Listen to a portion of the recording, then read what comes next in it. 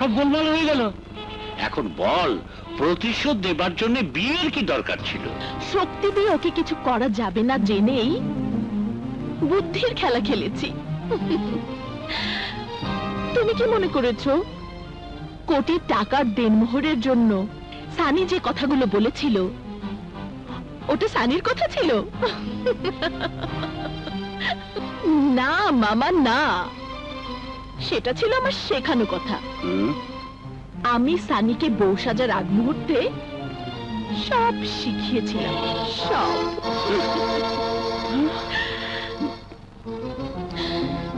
এই ছোট লোকের বাচ্চাটা আমাকে দিয়ে ভিক্ষে করিয়েছে, আর আমি ওকে দিয়ে আমার বাড়ির চাকরের কাজ করাতে চাই।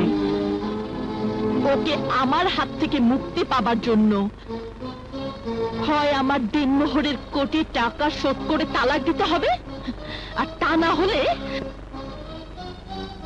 কোটি টাকার জন্য আমার বাড়িতে আজীবন চাকরের কাজ করতে হবে। এই কিছু সময় আগের চৈতি আর এই চৈতির মাঝে কত পার্থক্য মনে হচ্ছে না?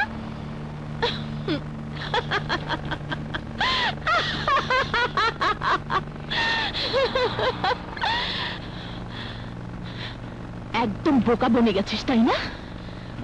গরিবের ছেলে হয়ে ধনীর মেয়েকে নিয়ে যে খেলাটা তুই শুরু করেছিস, ওই খেলাটা শেষ করবো আমি।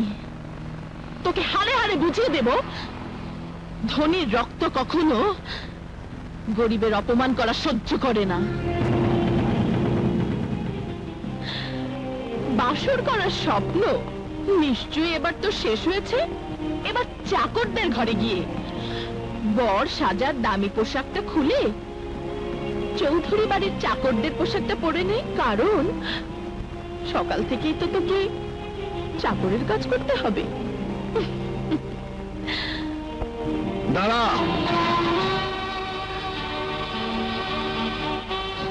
তোর বলা শেষ, এবার আমি বলি তুই শোন।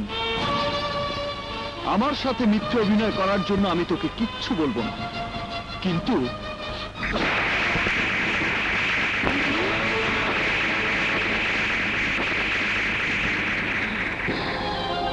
আমার মায়ের সাথে মিথ্যে অভিনয় করার জন্য স্বামী হিসেবে তোর মতো বেয়াদব স্ত্রীকে শাসন করলাম।